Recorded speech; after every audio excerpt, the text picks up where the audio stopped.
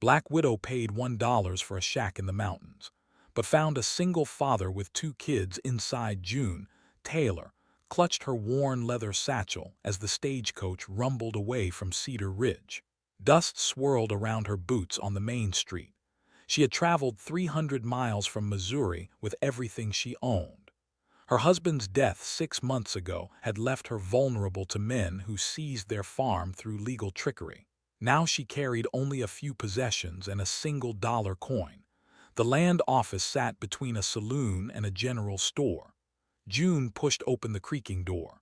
A well-dressed man with slicked hair looked up from his desk.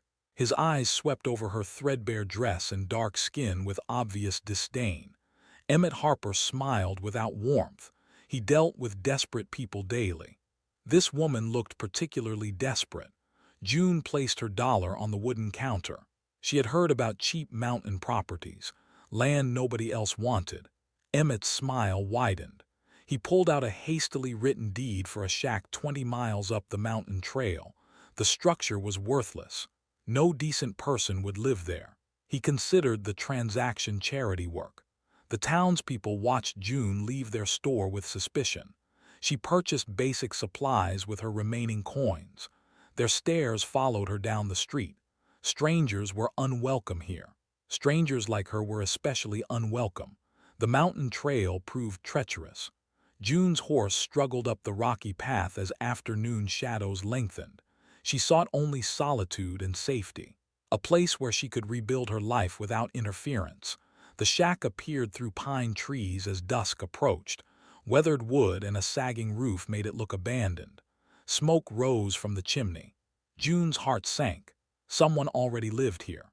She dismounted and approached cautiously. Voices drifted from inside. A man's voice. Children's laughter. The door opened before she could knock. A bearded man emerged with suspicious eyes. Two children peered around his legs. A girl about 12 years old and a younger boy. Cal Rutherford had been expecting trouble. Strangers meant eviction notices or worse. This woman looked different from the usual debt collectors. She carried herself with quiet dignity despite her worn appearance. June showed him the deed.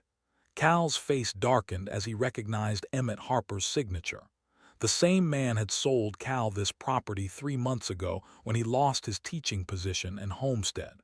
Both realized they had been swindled. Winter was approaching fast. The children looked thin and tired. Cal had been squatting here with nowhere else to go. Neither could afford to leave. Neither could afford to stay. The mountain offered harsh shelter, but it was better than nothing. They stared at each other in the growing darkness. Two desperate people. One worthless shack. A problem that would require an impossible solution. 3 days passed in tense coexistence. June slept in the small lean-to attached to the main shack. Cal and his children occupied the single room inside. They shared the fire for warmth but little else. Conversations remained brief and wary. Hattie watched June with curious eyes. The 12-year-old had sharp features like her father but possessed a gentler demeanor. Tommy stayed closer to Cal, still suspicious of the stranger who had appeared at their door. June rationed her meager supplies carefully. Cal did the same with his family's food. Neither offered to share. Trust had not yet formed between them. The sound of approaching horses shattered their fragile peace on the 4th morning. June peered through a crack in the wooden wall. 3 men rode up the mountain trail. She recognized Emmett Harper immediately. Cal stepped outside first. His jaw tightened as he saw the land broker's confident smile. June emerged from the lean-to and stood beside him. An unspoken alliance formed in that moment. Emmett dismounted with theatrical flair. His 2 companions remained on horseback, large men with cold eyes and stern expressions. The message was clear without words being spoken. Emmett surveyed his handiwork with satisfaction. 2 desperate parties fighting over worthless land, exactly as he had planned. He explained his business model with casual cruelty. Sell the same worthless property to multiple desperate buyers, collect their money, wait for them to discover each other, then evict everyone and sell it again to the next desperate soul. The scheme had worked dozens of times across 3 counties. Poor widows, freed slaves, struggling immigrants, people with nowhere else to turn and no legal recourse. Perfect victims for a perfect crime. Cal's hands clenched into fists. His children watched from the doorway with frightened faces. June remained perfectly still, studying Emmett's words and manner. Emmett gave them 48 hours to vacate the property. After that, he would return with Sheriff Morrison. The sheriff understood how business worked in Cedar Ridge. Troublemakers disappeared quickly and quietly. The men rode away laughing among themselves. Another successful intimidation. Another easy profit secured. Cal kicked at the dirt in frustration. Years of teaching had prepared him for many challenges. Fraud and corruption had not been covered in his education. June walked slowly around the shack's perimeter, examining the structure with new eyes. That evening, she asked to see Cal's deed. He produced the crumpled document reluctantly. June studied it by firelight with intense concentration. Her finger traced the legal language carefully. Something felt wrong about the paperwork. The descriptions seemed vague. The signatures looked hasty. June had seen enough legal documents to recognize sloppy work. Cal noticed her focused attention. Most people struggled to read basic words. This woman analyzed complex legal language like a scholar. He began to see her differently. The next morning, June walked to town alone. She needed supplies and information. The general store buzzed with morning customers. Conversation stopped when she entered. The storekeeper served her with obvious reluctance. Other customers made pointed comments about outsiders causing trouble. Someone mentioned Emmett Harper's generosity in helping unfortunate people find housing. A woman with sharp features spoke loudly about property values. Certain types of people brought down neighborhoods. Everyone understood her meaning without direct words. June paid for her purchases in silence. She had endured worse treatment in Missouri. These people's opinions mattered less than survival. Outside the store, a commotion erupted. Two men blocked her path with aggressive postures. They suggested she find somewhere else to live, somewhere more suitable for her situation. Cal appeared from across the street. He had followed June to town despite their unresolved tensions. Something about her quiet dignity demanded respect. He stepped between June and the two men. His teaching voice carried authority even in this hostile environment. The men backed down reluctantly, but their message remained clear. Cal and June walked to the land office together. She wanted to examine the property records officially. Emmett was away on business, according to his clerk. The records were unavailable for public inspection. June studied the building's exterior instead. She memorized every detail of Emmett's operation. Knowledge was power in legal matters. Her late husband had taught her that lesson well. On the ride back to the mountain, Cal asked about her background. June revealed pieces of her story carefully. Her husband had been a successful businessman. He had taught her to read legal documents and understand property law.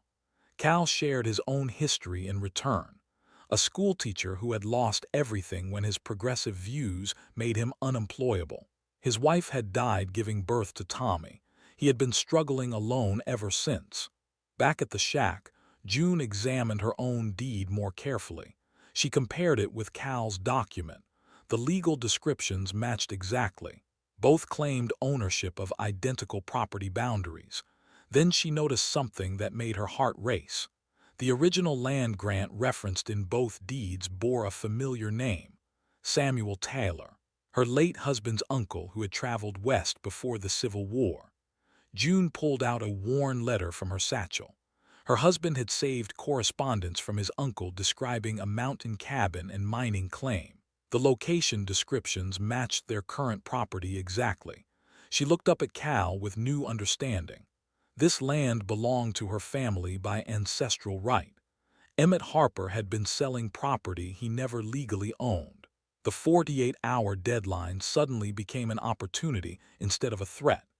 June spread her husband's letters across the rickety table. Samuel Taylor's correspondence from 1847 described the exact mountain terrain surrounding them.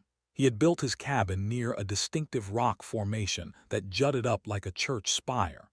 The same formation stood 50 yards from their current shelter. Cal read the letters with growing amazement. The legal descriptions matched their property deed perfectly.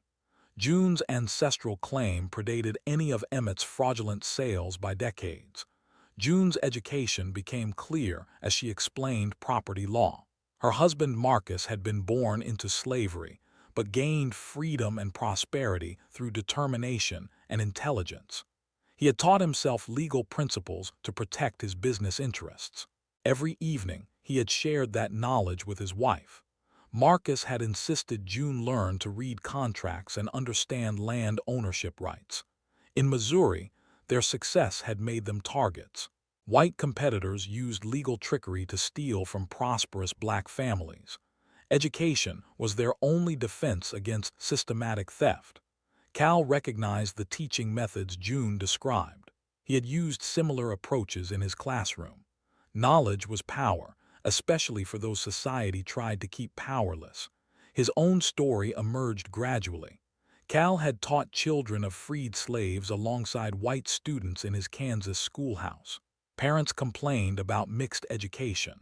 The school board demanded he separate his students by race. Cal refused and lost his position.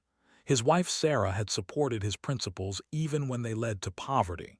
Her death during Tommy's difficult birth had broken something inside him.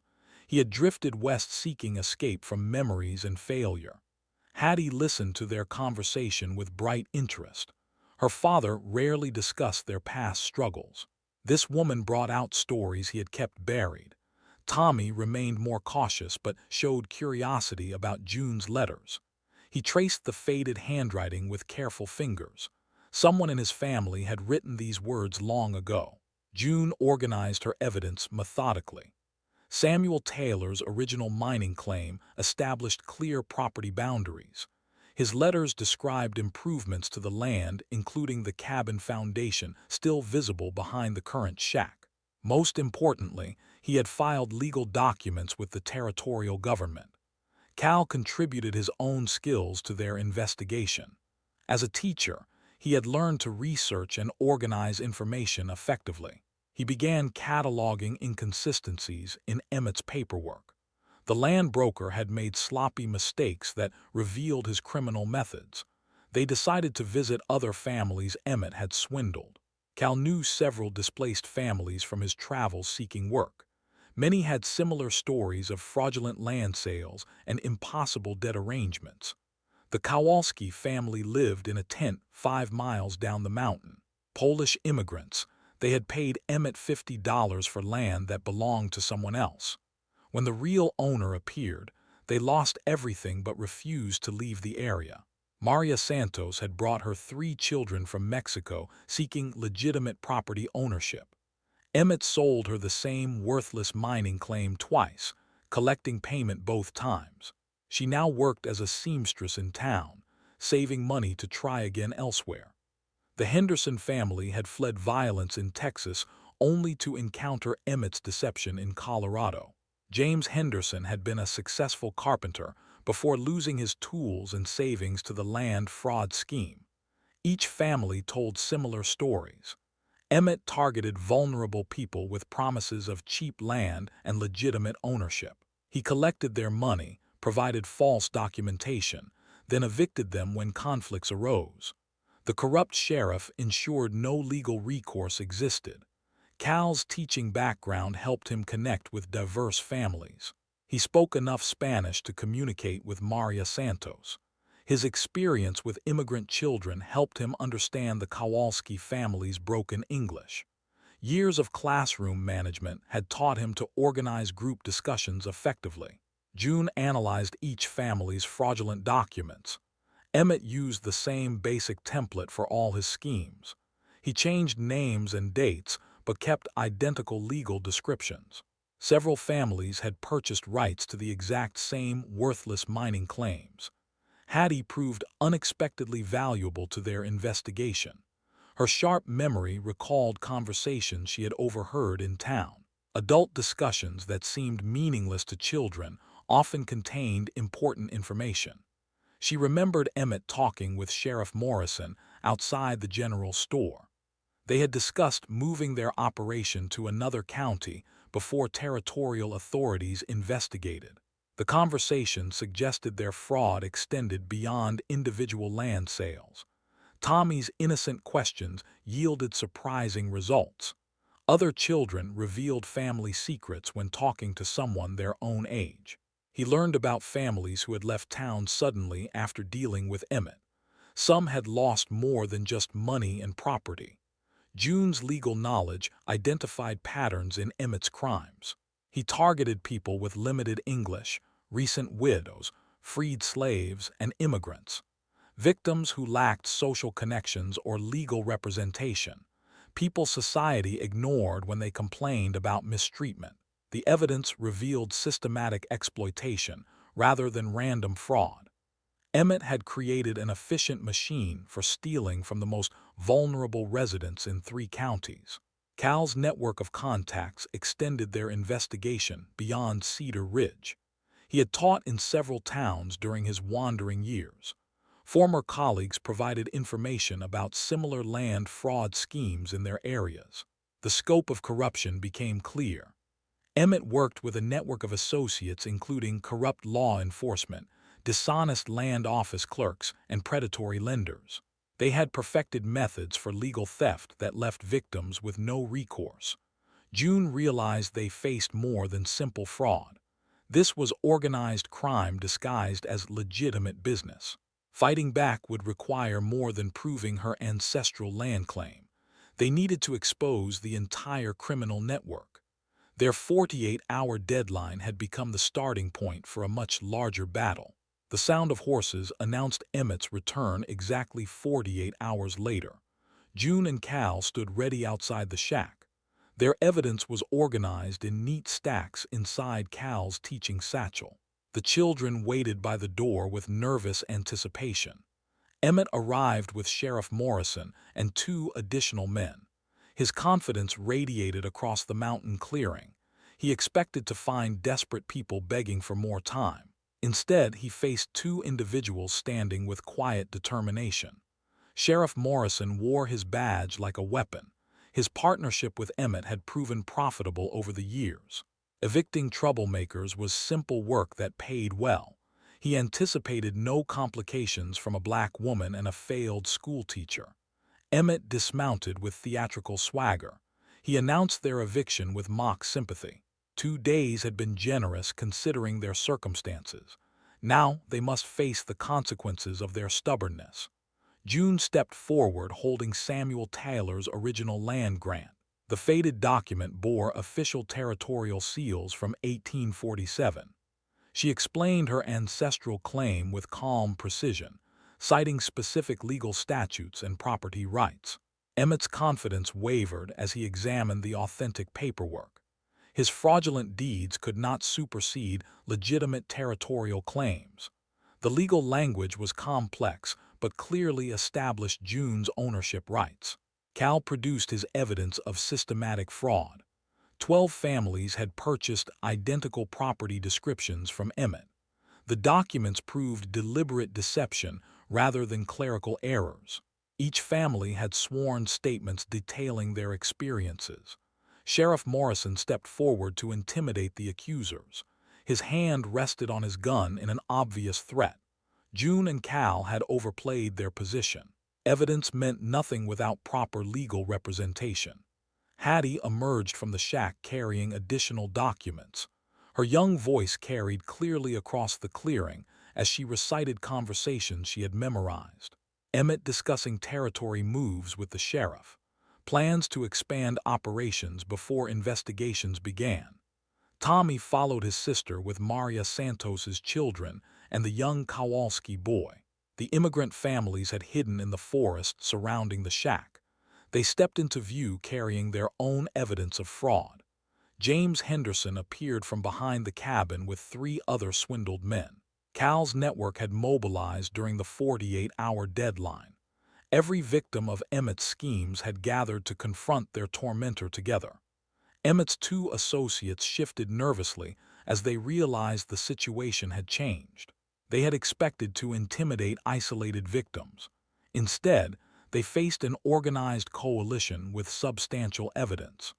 Sheriff Morrison attempted to assert his authority through bluster and threats. His jurisdiction gave him power to arrest troublemakers. These people were clearly disturbing the peace and resisting lawful eviction. June challenged his authority with specific legal citations. Fraudulent eviction notices had no legal standing. Corrupt law enforcement could be reported to territorial authorities for investigation. Her knowledge of proper procedures surprised everyone present. Cal stepped beside June with additional legal documents. His teaching background had prepared him for research and organization. He had spent 2 days preparing their case with methodical precision. The evidence was overwhelming. Emmett had sold the same worthless properties to dozens of families. His partnerships with corrupt officials had enabled systematic theft. The scheme had generated thousands of dollars in illegal profits. Emmett attempted to negotiate a quiet resolution. Everyone could keep their current arrangements if they stopped making accusations. He would find alternative properties for displaced families. The situation could be resolved without involving outside authorities. June rejected his offer firmly. Justice required full exposure of the criminal network. Other communities deserved protection from similar fraud schemes. Partial solutions would allow the corruption to continue elsewhere. Sheriff Morrison made the mistake of threatening June directly. His words revealed the depth of his partnership with Emmett. The threats also demonstrated clear abuse of law enforcement authority. Cal had anticipated this moment. He produced a letter addressed to the territorial judge in the county seat. The correspondence requested a formal investigation of organized fraud and official corruption. Multiple witnesses were prepared to provide testimony. The letter had already been sent through channels Morrison could not intercept. A trusted friend from Cal's teaching days had delivered it personally. The investigation would begin regardless of what happened on the mountain. Emmett realized his entire operation was threatened. Years of profitable fraud faced complete exposure. His network of corrupt associates would abandon him to save themselves. Panic replaced his earlier confidence. The immigrant families stepped forward with their sworn statements. Maria Santos spoke in careful English about losing her life savings. The Kowalski family described their children sleeping in winter cold because of Emmett's deception. James Henderson detailed the systematic targeting of vulnerable families. Each victim had been chosen for their isolation and lack of legal resources. The pattern proved deliberate criminal intent rather than business mistakes. Sheriff Morrison attempted one final intimidation. He declared everyone present under arrest for disturbing the peace. Their evidence would be confiscated as potential evidence in criminal proceedings. June challenged his arrest authority with specific territorial statutes. Peaceful assembly was protected by law. Citizens had rights to petition for redress of grievances. Morrison's actions exceeded his legitimate powers. The confrontation reached a critical moment. Emmett's scheme was exposed, but his associates still possessed immediate power. Violence seemed possible as desperation replaced confidence. Cal made a strategic decision that changed everything. He announced their evidence had been copied and distributed to multiple authorities. The territorial judge, federal marshals, and newspaper editors had received complete documentation. The truth was already beyond Emmett's control. His criminal network faced inevitable exposure regardless of what happened next. Fighting would only add additional charges to their eventual prosecution. The mountain clearing fell silent as both sides considered their options. Sheriff Morrison's hand moved away from his weapon. The threat of federal investigation changed everything. Territorial marshals had authority over local corruption.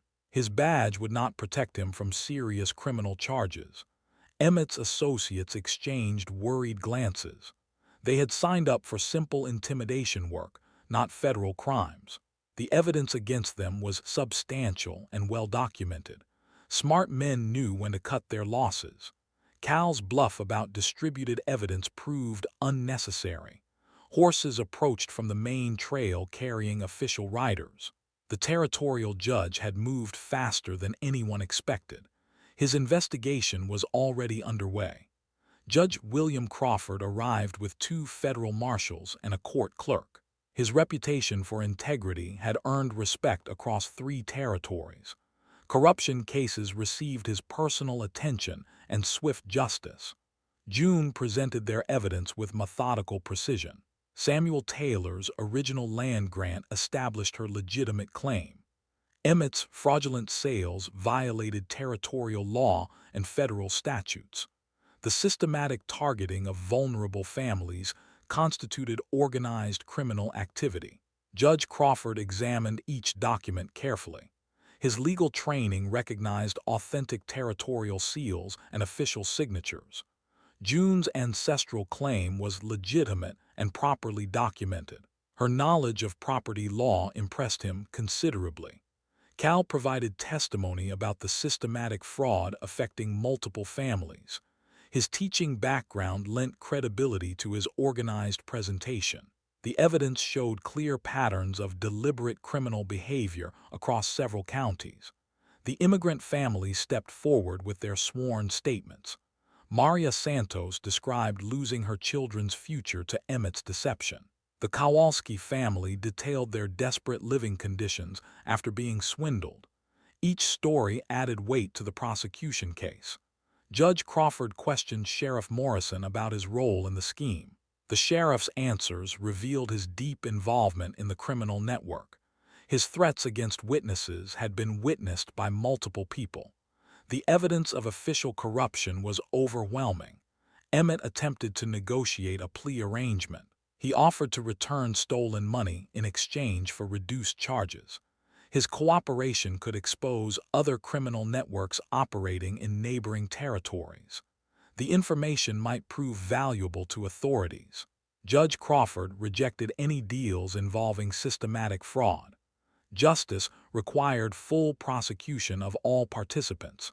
Victims deserved complete restitution and protection from future schemes. Partial measures would encourage other criminals to attempt similar operations. The federal marshals arrested Emmett, Sheriff Morrison, and their associates. The charges included fraud, conspiracy, official corruption, and civil rights violations. The evidence supported convictions on multiple serious crimes.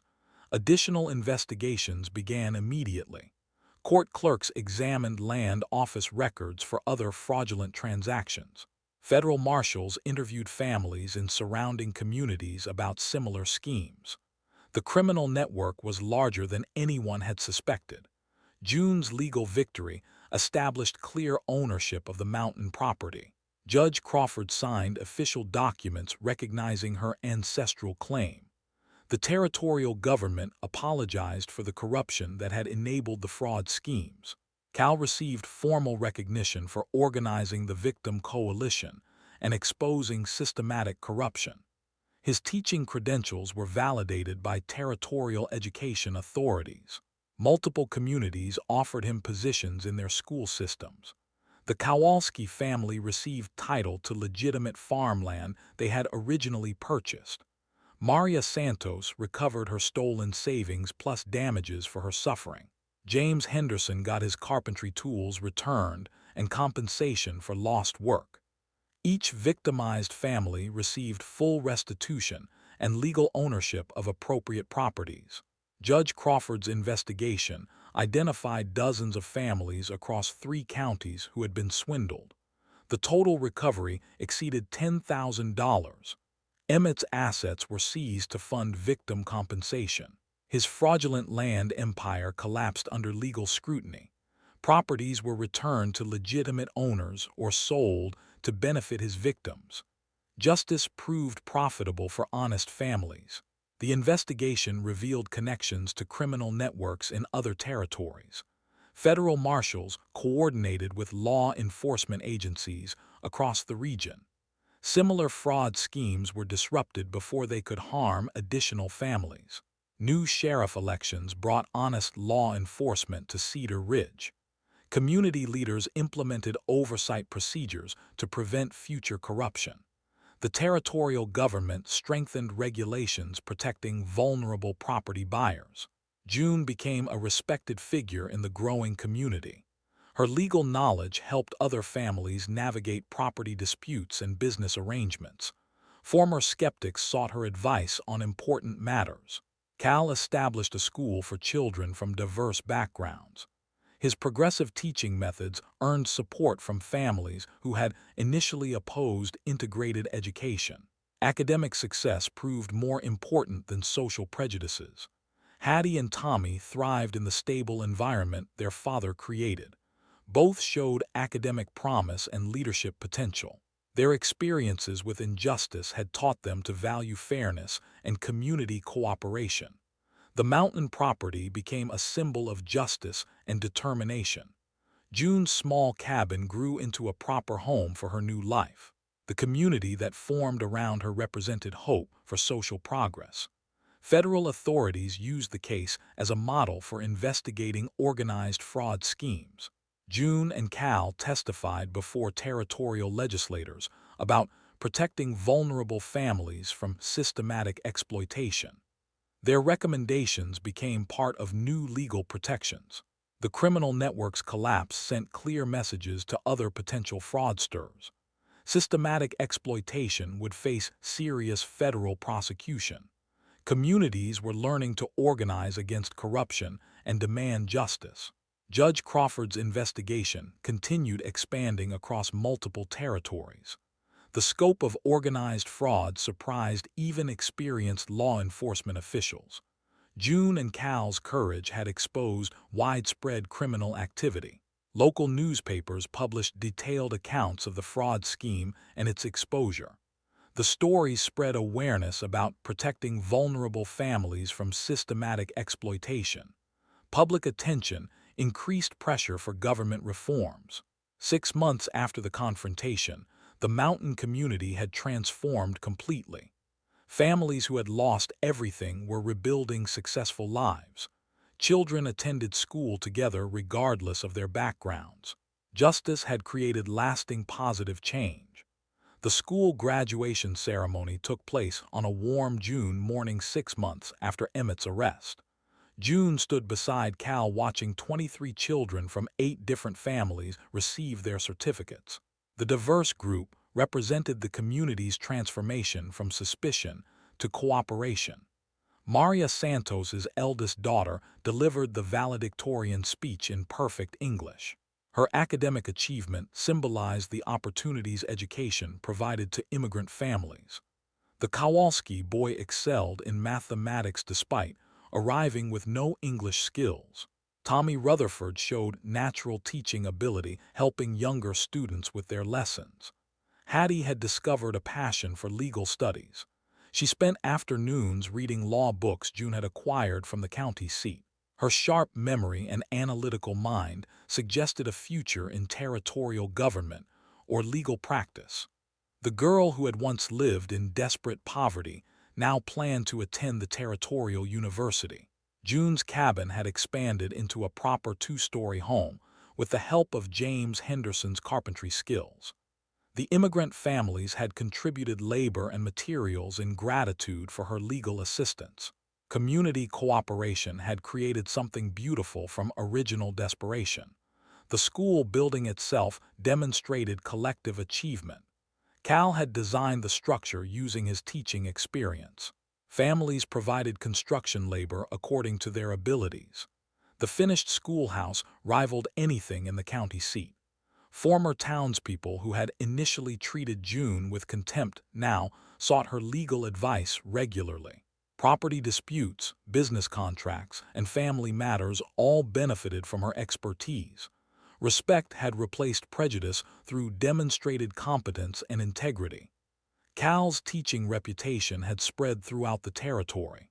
Education officials visited regularly to observe his integrated classroom methods. His success with diverse student populations challenged traditional segregated schooling practices. Several communities had requested his assistance establishing similar programs. The mountain community had attracted new families seeking inclusive education and honest governance. Word spread through immigrant networks and freed slave communities about a place where merit mattered more than background.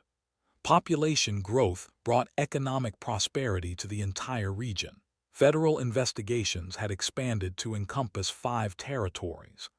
Emmett's network had operated much larger schemes than anyone initially suspected. Over 200 families received restitution for fraudulent land deals. The total criminal enterprise had stolen nearly $50,000. New territorial regulations protected vulnerable property buyers from systematic fraud. Legal requirements included official document verification, mandatory waiting periods, and independent legal representation for complex transactions. June's recommendations had become official policy. Judge Crawford appointed June as a special territorial advisor on property law and civil rights issues. Her unique combination of legal knowledge and personal experience with discrimination provided valuable insights for policy development. The position carried both respect and responsibility. The original dollar June had paid for the worthless shack had become a symbol of transformation. She kept the receipt framed in her home as a reminder that small investments in justice could yield enormous returns. Determination and intelligence had converted desperation into triumph. Cal's children had found the stability and purpose their father had struggled to provide alone. Tommy's academic progress had accelerated dramatically in the secure environment. Hattie's leadership skills emerged through helping other students succeed. Both children looked toward promising futures. Community celebrations had replaced the fear and suspicion that once characterized Cedar Ridge. Harvest festivals brought families together regardless of their origins. Children played together while adults shared stories and experiences. Social barriers had dissolved through cooperation and mutual respect. June's legal practice had expanded beyond property issues to include business formation and civil rights cases. Her success attracted clients from surrounding counties seeking competent representation. Financial independence had followed professional recognition. The territorial newspaper published regular updates about the mountain community's success. Educational achievements, economic growth, and social harmony provided positive examples for other regions. June and Cal's partnership had become a model for progressive community development. Federal marshals continued arresting associates of Emmett's criminal network. The investigation had revealed corruption in territorial government, banking systems, and law enforcement agencies. Systematic reform was replacing the old patterns of exploitation and abuse. Sheriff Morrison had received a 10-year federal prison sentence for official corruption and civil rights violations. His replacement had been elected by community vote rather than political appointment. Democratic governance had replaced corrupt authority. Maria Santos had opened a successful seamstress shop with her recovered savings. The Kowalski family had built a prosperous farm using legitimate agricultural techniques. James Henderson's carpentry business had expanded throughout the territory. Economic justice had followed legal victory. The school's success had attracted territorial funding for expansion and improvement. Additional teachers were being recruited to handle growing enrollment. The institution June and Cal had created from desperation had become a regional educational center. 3 years after paying $1 for a worthless shack, June owned substantial property and operated a successful legal practice. Her journey from desperate widow to respected community leader demonstrated the power of education, determination, and moral courage. The graduation ceremony concluded with families sharing a community meal. Children from 8 different cultural backgrounds played together, while adults discussed business opportunities and civic improvements. The mountain that had once offered only desperate refuge had become home to thriving community built on justice and mutual respect. June reflected on the transformation that had begun with deception and desperation. A single dollar had purchased more than worthless property. It had bought the opportunity to fight injustice and create lasting positive change for dozens of families. And that is all to the story, for now. Please let me know where you are tuning in from. Perhaps we will create a story there. Consider liking this video and subscribing to our channel. And if you enjoy our content, click this video on your screen. I promise you it's worth watching. See you tomorrow.